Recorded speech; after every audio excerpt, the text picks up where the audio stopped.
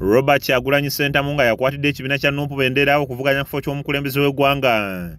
Asimbudde mu disitulikiti y'Emityana gye yasuze okugenda mu disitulikiti okuli Kyankwanzi ne Kiboga okunga abaayo okumulonda ku kifo ky'obwapulezidenti asobole okukola ku nsonga ezibaluma.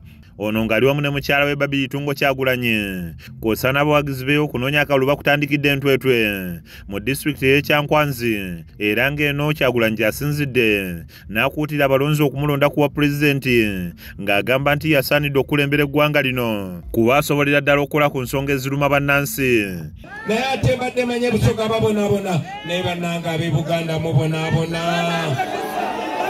Baganda bange nzize wano n'amawulire ag'essanyu emyaka 40 egy'okubonaabona gituuse ku nkomerero. Oluvannyuma guddewo ofiisi z'ekibiina kino ekyankwanzi ng'oluvudde wano ayolekedde butereevu ku kisaawe ekyankwanzi ewategekeddwa laale.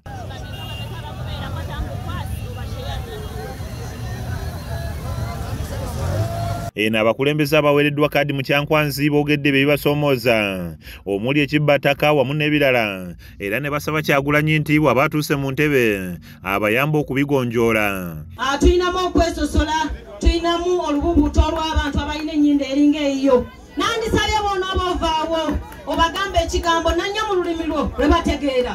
Bajja kuwulira era oyinza okubalabako kala efaanana eya Ssaabasajja yokka ng'ekkala efaanana yange naawe teriiwo. Baby Itungo Kyagulanyi naye asinzidde mu laala eno n'asaba abeena okulonda Kyagulanyi asobole okukola ku bizibu ebibaluma mu kitundu kyabwe kuba yabisobola.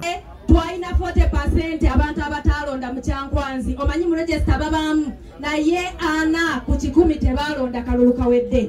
Njagala kukunga abo bennyini abataalonda.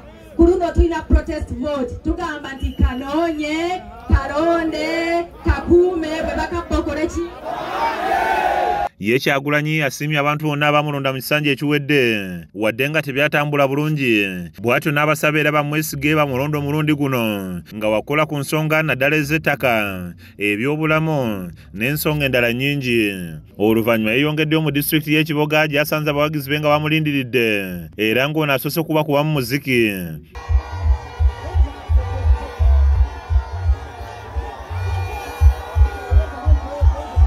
Eno nayo asabye abaayo okumwesiga bamulonde asobole okubakolera ku nsonga y'amasannyalaze okulaba nga gakka ebbeeyi. Ye munnakibiina ki National Peace and Unity Party ekyabawejjere Robert Kasibante asibye ebitundu bya Mbarara City, Ibanda kw'ossa ne Mbarara District ng'anoonya akalulu akanamutuusa mu ntebe ey'obukulembeze bw'eggwanga lino.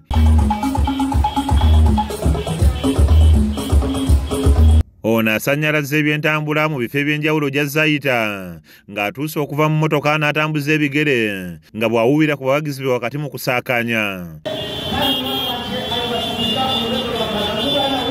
Ono akubye olukuŋŋaana mu kibuga ky'e Mbarara era ng'eno abaayo abasuubiza okubakolera ku nsonga ez'enjawulo omuli okutumbula enkozesa ya tekinologiya ng'asala ku miwendo gya data okubayamba okutumbula ebyensobulagana nga bayita ku mikutu emigatta abantu wamu n'ebirala. Kubanga bwemuganika bwemufuna skills zibayamba okuyingiza akasente.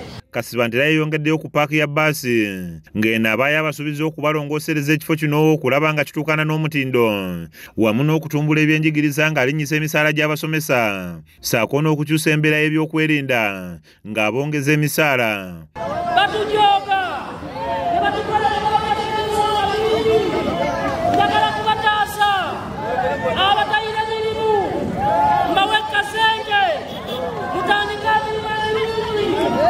Ono oluvannyuma yeeyongeddeyo ku katale ka Mbarara Central Market bano gye bamukwasiriza effumu n'ekyambalo wakati mu ssanyu ng'akabonero ak'okumwaniriza mu kitundu kyabwe era nga bamuwadde n'erinnya lya musinguzi ne bamusaba okukola ku ebyo ebiremye gavumenti eri mu buyinza.